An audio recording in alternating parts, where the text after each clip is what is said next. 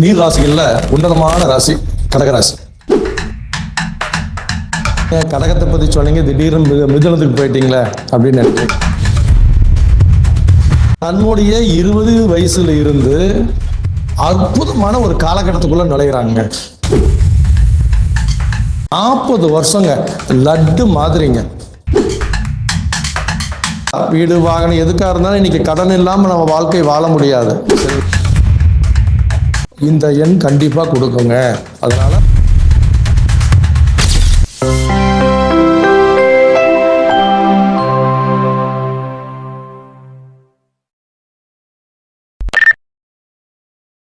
நம்ம குமாரபாளையத்தைச் சேர்ந்த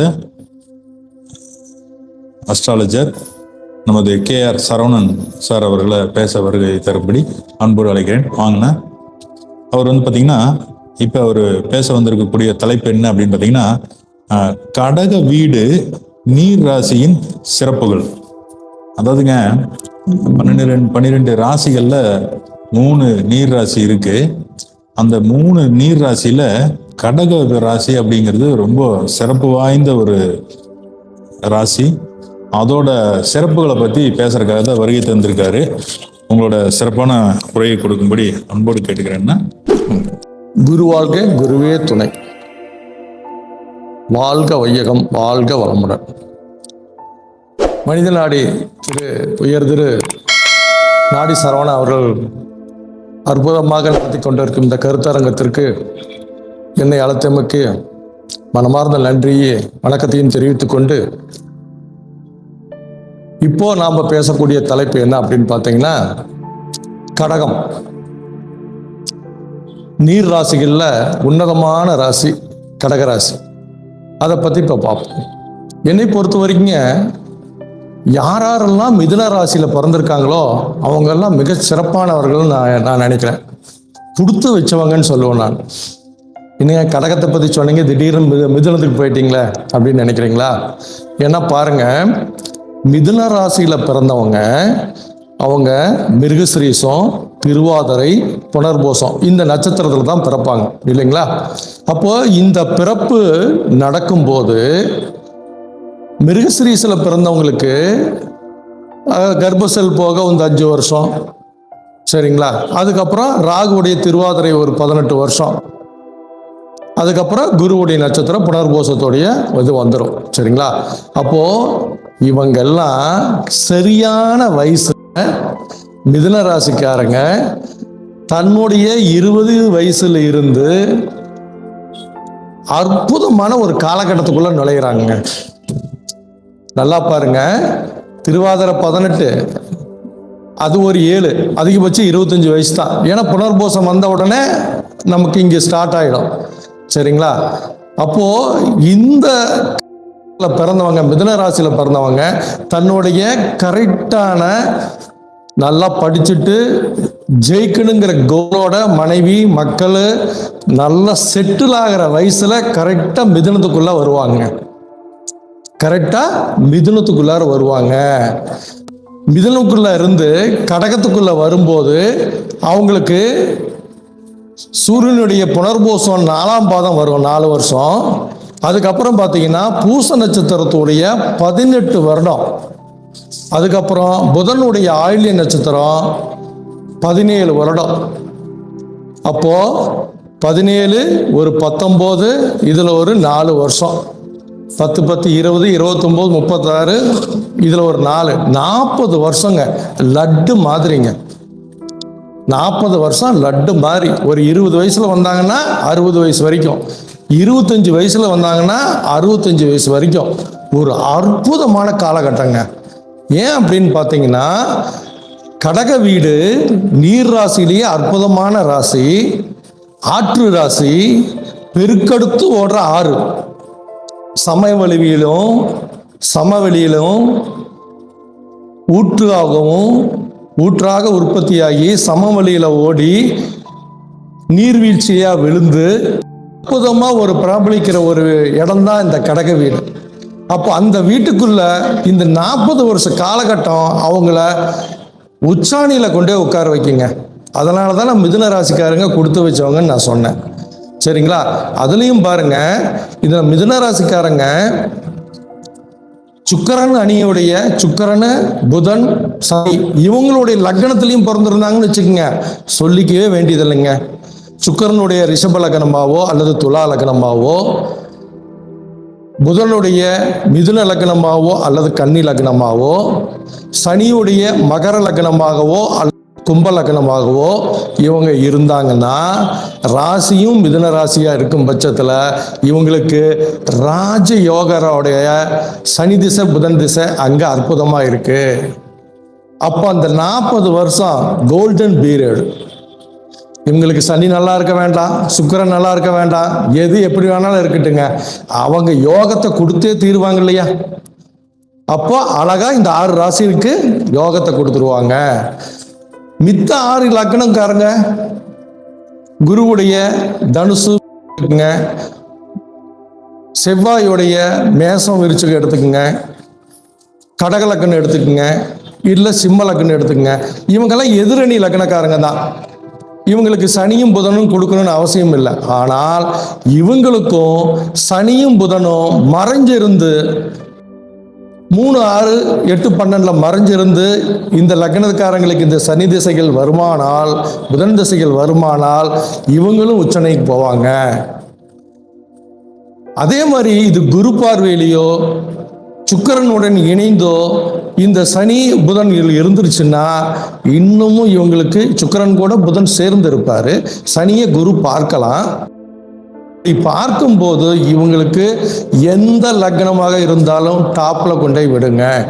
அந்த மாதிரி ஒரு அற்புதமான இடம் தான் கடக வீடு. சரிங்களா? ஏன்னா கடக வீடு நீருன்னு நம்ம சொன்னோம், ஆற்று நீருன்னு சொன்னோம். நாம் டேம் கட்டி எத்தனை பாசனங்களுக்கு வெளியிட்டு பயிர் பச்சை மக்கள் அத்தனை பேருக்கு குடிநீர் ஆதாரம் அதுதான் இல்லைங்களா? அதே தான் பார்த்தீங்கன்னா, ஒரு தடவை நமக்கு ஒரு 2 மாதம் தண்ணி வந்துச்சுன்னா, மேட்டூர் டேம் நம்பிடுச்சுன்னா, ஒரு வருஷத்துக்கு பலன் அடிக்கக்கூடிய ஆற்று நீராக அது மாறுதா இல்லைங்களா? அப்படி இதே கங்கை யமுனை இதெல்லாம் எடுத்து பாருங்க, பிரகாரம் எப்படி போயிட்டு இருக்கோம், அந்த மாதிரி போகக்கூடியதான் இந்த விஷயம். அதனால இந்த இடங்கள்ல யார் யாருக்கெல்லாம் தசாபுத்திகள்லாம் உங்களுக்கு வருதோ அதெல்லாம் உங்களுக்கு சக்சஸை கொடுத்தே தீருங்க. சரிங்களா? இதுல மொத்தம் 9 எண்கள் இருக்குங்க, 9 நட்சத்திர பாதங்கள் இருக்கு இல்லைங்களா? இந்த 9 நட்சத்திர பாதங்கள்ல புனர்பூசம் 4ஆம் பாதத்தோட எண்ணு 30ங்கிற எண்ணு. அதுக்கப்புறம் சனியுடைய பூச நட்சத்திர எண்கள் வரும். சரிங்களா? 8, 17, 26, 35ங்கிற எண்கள் வரும். அதுக்கடுத்து புதனுடைய 5, 14, 23, 32 இந்த எண்கள் 9 எண்கள் இந்த வீட்டில் தாங்க இருக்கு. இந்த வீட்டில் தான் இருக்கு. இந்த வீட்டில் இருக்கிற எண்கள் சிறப்பு தாங்க. 9 எண்களையுமே ஏதோ ஒரு விதத்தில் சிறப்பு தான். ஏன்னா இதை பயன்படுத்துகிறவங்க ஒரு ஓட்டத்தில் தான் இருப்பீங்க. ஆனால் அது எந்த மாதிரி ஓட்டம் அப்படிங்கிறத நாம் ஒவ்வொரு எண்களாக பார்க்கலாங்க. இப்போது 30ங்கிற எண்ணு பார்க்கும்போது நமக்கு 30ங்கிற எண்ணுங்கிறப்போ அது 3 வந்து சைபர் கூட தான் சேரும். எப்பயுமே ஒரு எண் வந்து அதுக்கப்புறம் சைபர் போட்டாவே அதனுடைய ப்ளஸ் தான் இல்லைங்களா? 30, 40, 50, 80 எதை போட்டாலும் அதனுடைய எத்தனை ஜீரோ போடுறோமோ அந்த அளவுக்கு ப்ளஸ் தான். அப்போ 3ஆம் எண்ணுடைய எனர்ஜிங்கிற விஷயத்துக்குள்ளார இங்கே 30ங்கிற எண்ணு போய் அது உங்களுக்கு ப்ளஸ் ஆகத்தான் பயன்படும். நீங்கள் அதை எந்த இடத்துல பயன்படுத்துறீங்களோ அதை பொறுத்து இது நடக்கும். சரிங்களா? அப்போ 30ங்கிற எண்ணும் ஒரு விதத்தில் நல்லது தான், டாப்புன்னு சொல்ல மாட்டேன், ஒரு பரவாயில்ல அப்படிங்கிற மாதிரி ஒரு எண் தான். சரி, ஏன்னா இது கிரகங்கள் சேரல, சைபர் கூட மட்டும்தான் சேருது. அடுத்த இது பார்த்தீங்கன்னா 8ஆம் நம்பருங்க. 8ஆம் நம்பர் எண். இந்த 8ஆம் நம்பர் என்ன சனியுடைய எண்ணுங்க. சரிங்களா? சனி கர்மகாரகன் இல்லையா? பூச நட்சத்திரம் இல்லையா? பூச நட்சத்திரம் நாம் என்ன சொல்லுங்க, பூசத்தில் தான் வந்து வள்ளலார் ஆகட்டும், மிகப்பெரிய ஜீவ சமாதிகள் எல்லாம் உருவாகினதாகட்டும், சித்தர்கள் எல்லாம் வந்து தைப்பூசத்தை மிகப்பெரிய விஷயமா வச்சிருக்காங்க. அதாவது சந்திரன் அந்த வீட்டை கரெக்டாக பார்க்குறாரு, சரிங்களா? அப்போ அந்த வீட்டில் கடக வீட்டில் உட்காந்துக்கிட்டு அந்த எண்கள் இருக்கு. கடக வீட்டில் அங்கே பௌர்ணமியாக இருக்கும்போது அந்த பூச நட்சத்திரம் ஜொலிக்குது, அந்த காலகட்டத்தில் சித்திக்குது இல்லையா? அந்த காலகட்டத்தில் ஒரு விஷயங்கள் நடக்கும்போது அந்த விஷயங்களுக்கு முழு பலனை கொடுக்குது இல்லையா? அதனால தான் சித்த பெருமக்கள் வந்து பூச நட்சத்திரம், அது தை மாச பூச நட்சத்திரத்தை முக்கியமான நாளாக வச்சு அந்த காலகட்டத்தில் சில விஷயங்கள் பண்ணாங்க. அப்போ இந்த எண்களுக்கு அந்த இருக்கு. அப்போ 8ஆம் நம்பர் அப்படின்னு வரும்போது அது உங்களுக்கு ஒரு ராஜயோகத்தை கொடுக்கும், எதிர்களை வெல்லக்கூடிய ஒரு அமைப்பை உங்களுக்கு கொடுக்கும். கர்மகாரன் இல்லையா? அப்ப கர்மாவை ஜெயிக்கக்கூடிய ஒரு அமைப்பை உங்களுக்கு கொடுத்துருங்க. ஏன்னா அந்த வீட்டில் குரு உச்சம், சந்திரன் ஆட்சி. இந்த அமைப்பு இந்த சனிங்கிற எண்ணை கட்டுப்படுத்தி சரியான முறையில் உங்களுக்கு வழிகாட்டும், சரிங்களா? அதுக்கு அடுத்து பார்த்தீங்கன்னா 17ங்கிற எண்ணெய். இந்த 17ங்கிற எண்ணெய் பார்த்தீங்கன்னா சூரியனும் கேதுவும் சேர்ந்த எண்ணெய் இல்லைங்களா? சூரியனும் கேதுவும் சேர்ந்த இல்லை. இது ஒரு விதத்தில் கிரகண தோஷமோ அப்படின்னு நம்ம நினைக்க தோணும். சூரியன் கூட கேது சேரும்போது கிரகண தோஷமோ அப்படின்னு நம்ம நினைக்க தோணும். ஆனால் இந்த எண் ஸ்டார்டிங்கில் அது கிரகண தோஷமாக தான் இருக்கும். முதல்ல அது கிரகண தோஷமாக தான் இருக்கும். ஏன்னா லீடு எடுக்கிறது சூரியன் அந்த இடத்துல. ஏன்னா சூரியன்லேருந்து தான் அந்த எண்ணெய் ஆரம்பிக்குது. அப்போ லீடு எடுக்கிற சூரியனை ஸ்டார்டிங்கில் பிரச்சனைக்குரியதாக இருக்கும். ஆனால் வருடங்கள் ஏற ஏற 17ஆம் தேதியில் பிறந்தவங்க நீங்கள் மிகப்பெரிய லெவலுக்கு போவீங்க. உங்களுடைய சோதனைகள் சாதனைகளாக மாறக்கூடிய மிகப்பெரிய உன்னத நிலைக்கு அந்த 17ங்கிற எண்ணம் கொண்டு வந்து விடுங்க.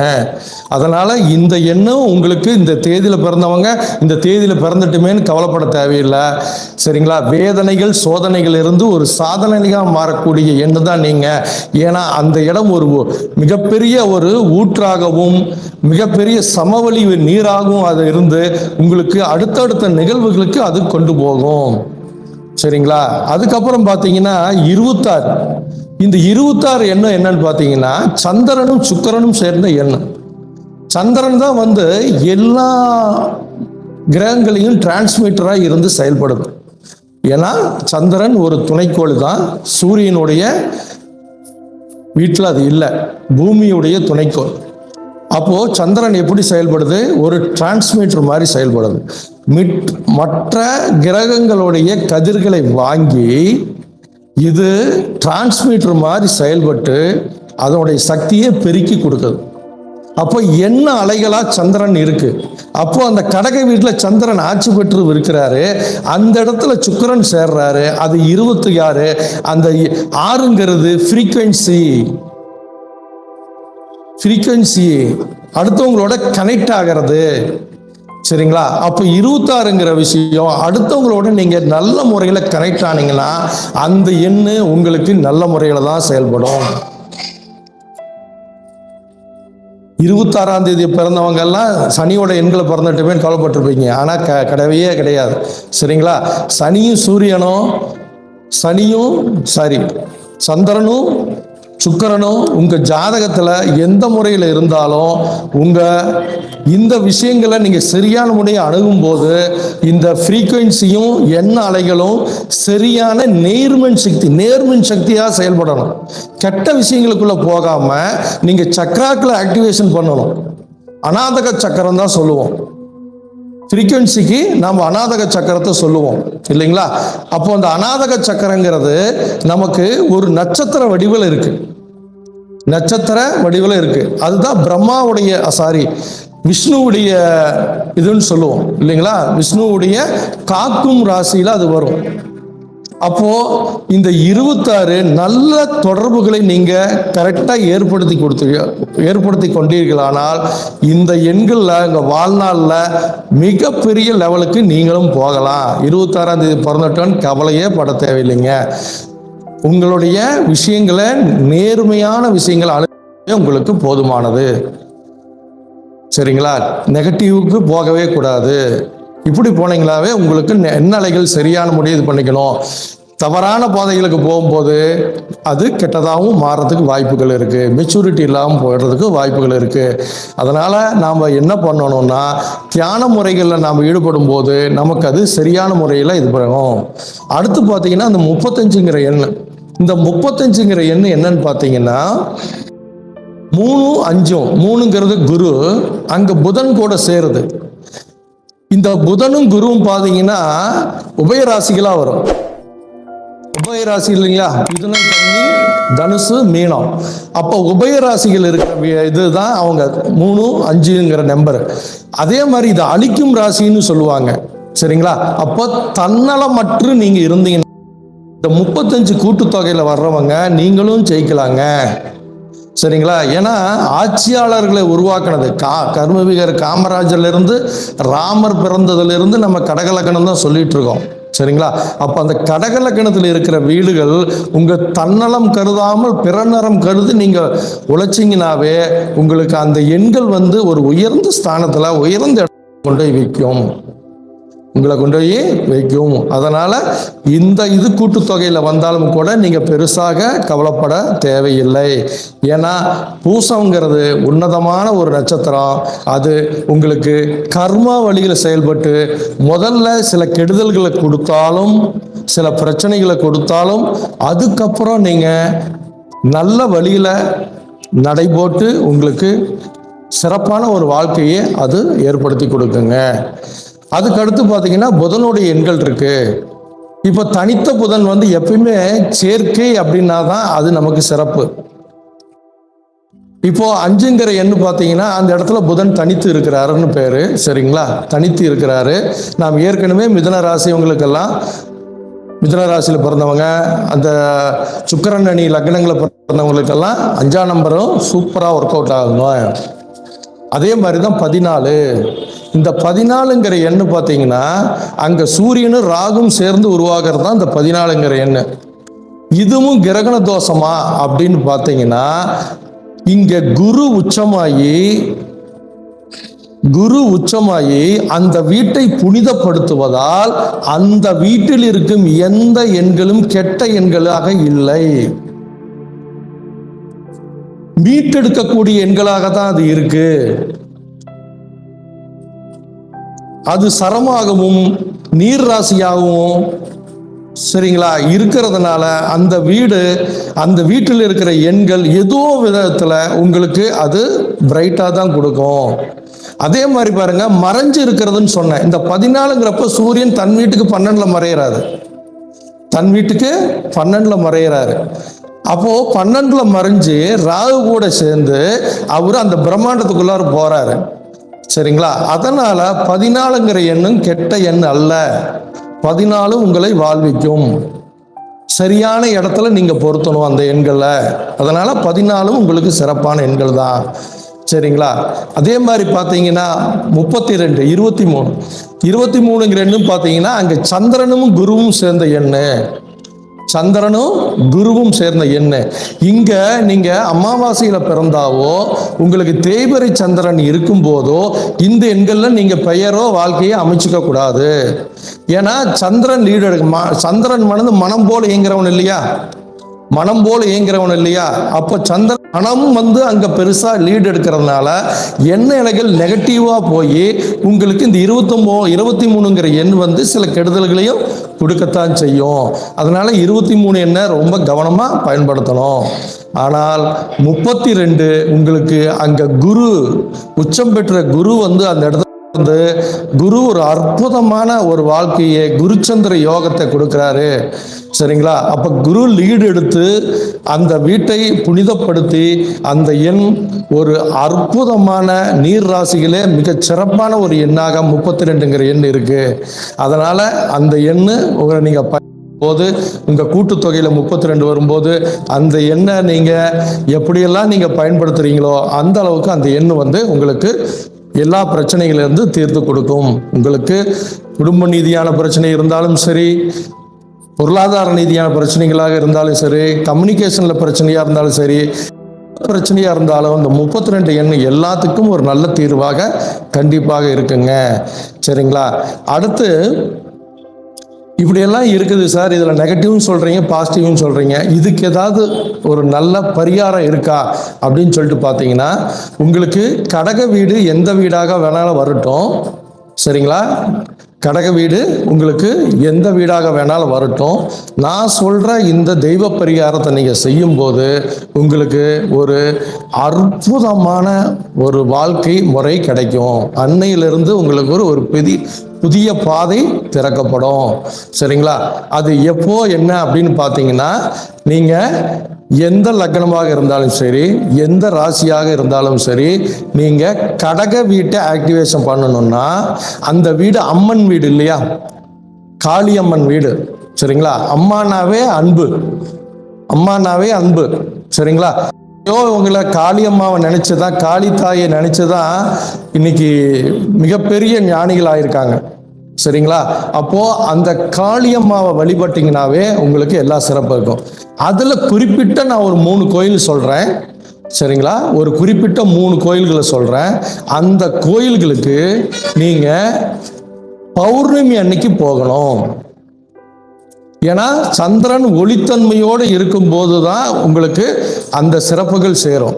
அப்போ பௌர்ணமி இருக்கும்போது, பௌர்ணமி காலகட்டத்தில் நீங்கள் தொடர்ச்சியாக அன்னைக்கு காலையிலிருந்து நைட்டுக்குள்ளார இந்த 3 கோயிலுக்கு நீங்கள் அடுத்தடுத்து ஒரே நாளில் 3 கோயிலுக்கும் நீங்கள் அன்னைக்கு பார்த்து முடிச்சிடணுங்க. இந்த 3 கோயிலும் திருச்சி ஏரியாவில் தான் இருக்குதுங்க, சரிங்களா? திருச்சி ஏரியாவில் தான் இருக்கு. இதில் இருக்கிற கோயிலுக்கு நீங்கள் போயிட்டு வாங்க. முதல்ல கோயில் செங்கிப்பட்டி வீரகாளி அம்மன் கோயில், சரிங்களா? இது திருச்சியிலிருந்து தஞ்சாவூர் போகிற ரோட்டில் செங்காலிப்பட்டி இருக்கு. செங்காலிப்பட்டி அங்கே இருக்கிறது தான் வீரகாளி அம்மன் கோயில். அந்த கோயிலுக்கு நீங்கள் முதல்ல போயிட்டு வாங்க, சரிங்களா? ரெண்டாவது உங்களுக்கு மாகாளிக்குடின்னு சொல்கிற உஜ்ஜயினி வீரகாளி அம்மன், சரிங்களா? இது பார்த்தீங்கன்னா உங்களுக்கு சமயபுரத்துக்கு பக்கத்தால் ஒரு 1 கிலோமீட்டர் தூரத்துலேயே இருக்குதுங்க, சரிங்களா? அப்போ இந்த கோயிலுக்கு நீங்கள் அடுத்து போகணுங்க, சரிங்களா? இங்க கோயிலையும் போய் நீங்கள் சிறப்பாக வழிபாடு பண்ணி உங்களால் என்ன முடியுதோ அந்த வழிபாடு பண்ணுங்க. உங்களால் உங்கள் சக்திக்கு என்ன முடியுதோ அந்த வழிபாடு பண்ணுங்க. நீர் ராசிங்கிறதுனால நீங்கள் 3 கோயிலுக்குமே போகும்போது அடுத்த ஒரு கோயில்னு சொல்லிடுறேன், அதுக்கப்புறம் சொல்கிறேன்.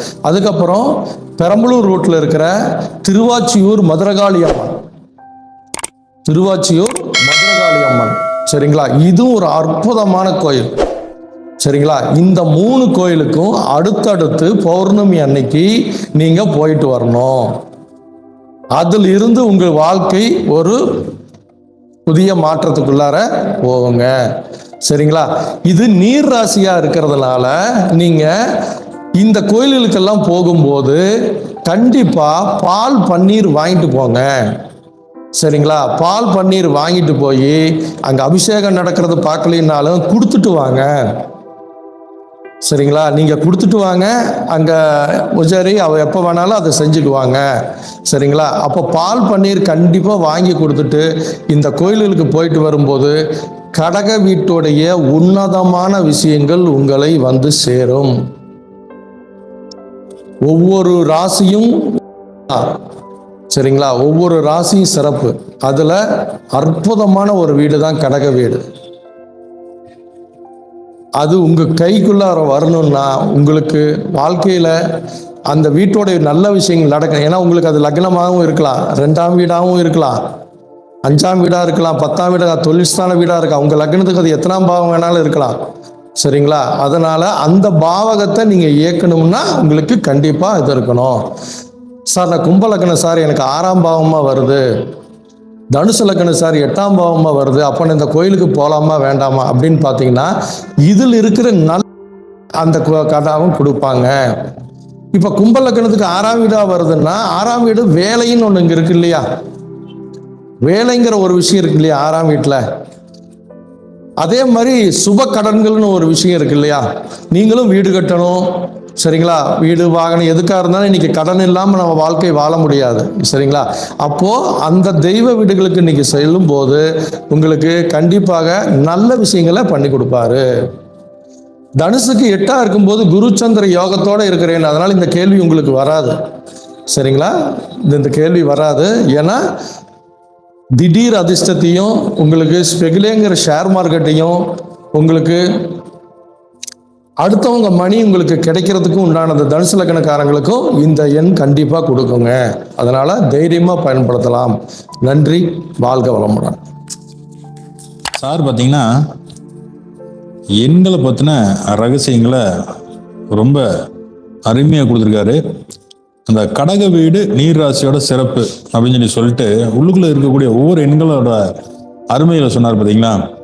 ஏன் எண்களுக்கு இந்த அளவுக்கு ஒரு முக்கியத்துவம் கொடுக்குறாரு அப்படின்னா, சாரு எண்களின் உலகம் அப்படிங்கிற ஒரு தலைப்பில் தான் வகுப்பை எடுத்துட்டு இருக்காரு. நியூமராலஜி கிளாஸுங்க. முழுக்க முழுக்க பயன்படுத்தக்கூடிய எண்கள் எந்த மாதிரிலாம் பலன் கொடுக்கும், அவங்க பேரில், கம்பெனியில், சரிங்களா, மொபைல் நம்பரில், வண்டி நம்பரில், கார் நம்பரில் இருக்கக்கூடிய எண்கள் யார் யாருக்கு எந்தெந்த மாதிரி எண்கள் ஹெல்ப் பண்ணும் அப்படிங்கிறத ரொம்ப யதார்த்தமாக, அதே நேரத்தில் அந்த அக்யூரேசின்னு சொல்லுவாங்க இல்லைங்களா, அனுபவத்தில் எது எதெல்லாம் ஒத்து வருதோ அதெல்லாம் நிறைய குறிப்பெடுத்து கொடுத்துட்டு இருக்காரு. சரிங்களா? சாரோட கிளாஸ் பார்த்தீங்கன்னா இப்போ ஆன்லைனில் நடந்துட்டு இருக்கு. 2வது பேட்ச் போயிட்டு இருக்கு. சரிங்களா? இது இப்போ இவரோட சாரோட நம்பர் இருக்கு பார்த்தீங்களா, கீழே வந்துட்டு இருக்கும். நீங்கள் பார்த்துட்டு இருக்கக்கூடிய வீடியோவில் சாருக்கு கான்டாக்ட் பண்ணுங்க, கற்றுக்கங்க. எண்களை பற்றின ரகசியங்களை பயன்படுத்தி நீங்களும் சிறப்பாக இருக்கலாம், உங்களை சார்ந்தவங்களையும் நீங்கள் சிறப்பாக வச்சுக்க முடியும். சரிங்களா? இந்த கடக ராசி அப்படிங்கிறது உண்மையிலேயே அரசியல் துறையில் ரொம்ப அசைக்க முடியாத ஒரு ராசியாக இருக்கு. கடகத்திலிருந்து ஒரு கிரகம் தசை நடத்தும் போதும் கடக லக்ன ராசிக்காரங்களும் பொதுமக்கள் தொடர்பில் தான் எப்பவும் அதிகமாக இருப்பாங்க. அதுலேயும் பார்த்தீங்கன்னா சுயநலம் இல்லாமல் தன்னலம் கருதாமல் செயல்பட்டு மற்றவங்களுக்காக உழைக்கக்கூடிய மனிதர்கள் யார் அப்படின்னா கடகராசி, கடக லக்னத்துக்காரங்க தான் முதன்மையான லக்னம். சரிங்களா? ராசி. இதில் உங்களோட ஜாதக அமைப்பில் ஏதாவது ஒரு கிரகம் கடகத்தில் இருக்குன்னு சொன்னாலே நீங்கள் கொடுத்து வச்சுக்கப்பட்டவங்க தான், ஆசீர்வதிக்கப்பட்டவங்க தான். சரிங்களா? அதில் எந்த நட்சத்திரத்தை பாதத்தில் இருக்குன்னு தெரிஞ்சுக்குங்க. அந்த நட்சத்திர பாதம் அதுக்குண்டான எண் அப்படிங்கிறது உங்களுக்கு சிறப்பாக இருக்கும் பட்சத்தில் நீங்கள் தாராளமாக பயன்படுத்தலாம். அதில் ஒரு சில எண்கள் பலன் பெருசாக இல்லாமல் இருக்கிறதும் இருக்கும், நல்ல பலன் கொடுக்கறதும் இருக்கும். உங்கள் நட்சத்திரத்தில் இப்போ கடகத்தில் பார்த்தீங்கன்னா புனர்பூசம் 4ஆம் பாதம் இருக்கும், அது குருவோடது. அதுக்கப்புறம் பார்த்தீங்கன்னா பூச நட்சத்திரம் சனி பகவானோடது. அடுத்து ஆயில்ய நட்சத்திரம் புதனோடது. இந்த புதனுக்கு 4 எண்கள் இருக்கும், சனி பகவானுக்கு 4 எண்கள் இருக்கும், குருக்கு மட்டும் ஒரு எண்ணு தான் இருக்கும். சரிங்களா? இப்ப இந்த ஒரு எண் அப்படிங்கிறது அது நல்லதா கெட்டதா அப்படிங்கிறதையும் தெரிஞ்சுக்கோங்க. சனி பகவானோட நட்சத்திர 4 பாதம் இருக்கு இல்லைங்களா, 4 பாதத்துக்கு இருக்கக்கூடிய எண்கள்ல நீங்க இத்தனாம் பாதத்துல பிறந்திருக்கீங்க அப்படின்னா அதுல இருக்கக்கூடிய நல்ல எண்களை நீங்க பயன்படுத்தலாம்.